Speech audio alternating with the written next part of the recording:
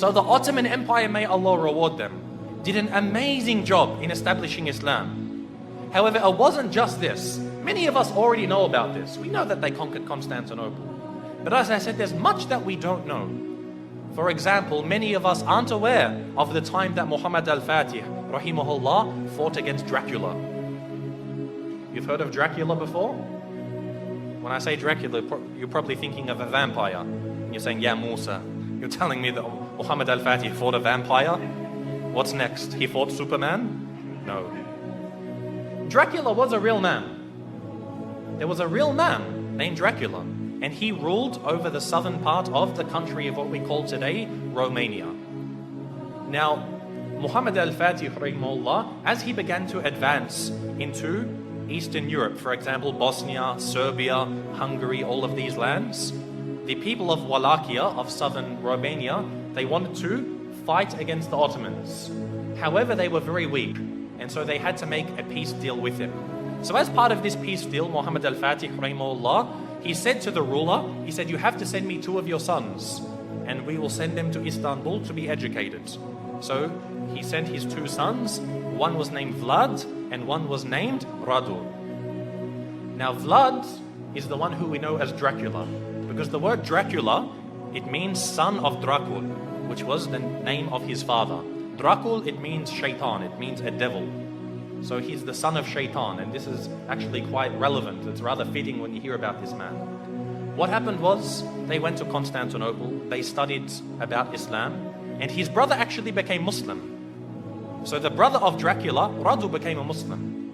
He memorized the Quran, he studied so much, and even Dracula studied the Quran even though he wasn't a Muslim. He spoke Arabic, he spoke Persian, he spoke Turkish, and of course Romanian and other languages. And later on, he was sent back to his country, where Radu remained, and he became the ruler of his country. Because the Ottomans realized they can't send a Muslim to rule over the country because they're Christians. They wanted to send Vlad, Dracula, so that they could get him there and then defeat him in a war, and they would rule the country. However, Dracula, he decided that he wasn't going to do what the Sultan wanted. The Sultan sent him 2 emissaries, 2 people to come speak with him, and they said to him, you must pay us the jizya. Now that you're the ruler of the country, you have to pay us jizya.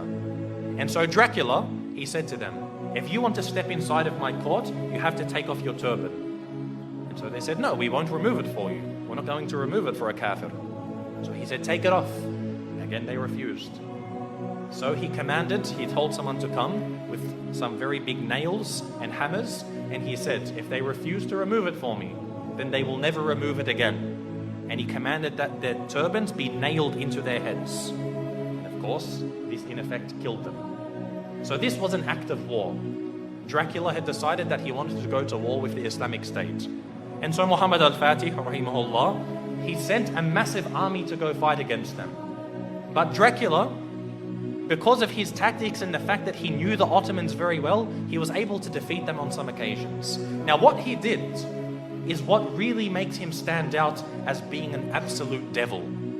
Dracula, what he did is when they would kill a person, or sometimes they wouldn't even kill him, they would capture them, he did something which is called impaling. Now if you haven't heard of impaling, it's a pretty gruesome thing to start to describe. What they would do is they would get a very, very big stick. They'd make it sharp at one end, they would insert it through your backsides, pass it through your body until it comes out of your mouth. They would impale them, they would pass this through their body. A lot of the time they would be alive as well. And this is how they would kill them. And then they would put this in the ground, then impale the next person, put him next to him. And the Ottoman army, when they went to go check on their troops, they found that on one of the very long roads leading to the capital of this area, they found 20,000 Muslims impaled along the sides of this road. Imagine this. And we suffer today. No doubt we suffer as Muslims today.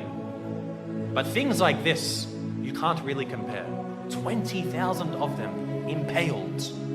You can imagine how Muhammad al-Fatih, rahimahullah, feels. To see even one Muslim killed is too much. But to mutilate their bodies after this was something which was, beyond what was acceptable. And so he decided to send Radu, who was the brother of Dracula. He sent him to go fight against his own brother. And eventually Radu, rahimahullah, he was able to actually eventually catch up with his brother. This is after he commits so many more atrocities. Even the Christians, they started to back off from him. Because what happened was he, being Romanian, he was Orthodox, he wasn't Catholic. But he actually said to the Pope, he said, if you give me some more troops, I'll become a Catholic for you. Anything you want, I'll change my religion for you. He couldn't care. He wasn't a man of true belief. He was only a man of pragmatism on the battlefields.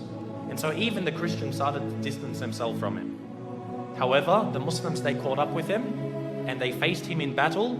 And it's unclear if the Muslims killed him or if his own people turned upon him and killed him. But either way, Dracula was killed.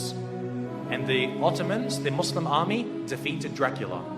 And so what they did was they removed his heads and they took it to the city of Istanbul and they put it on a very, very large stick. They impaled his head and put it at the gates of Constantinople, where it stood for about 2-3 months.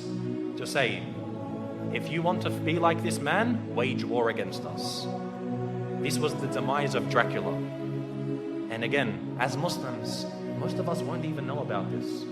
How many people know that Dracula was a real man? And we as Muslims, we fought him and we killed him. You know how they say garlic kills Dracula, or a silver bullet to the heart, or a wooden stake? None of these kill Dracula. Muslims kill Dracula. So anyone who wants to follow the way of Dracula, they will face the same wrath from the Muslim Ummah.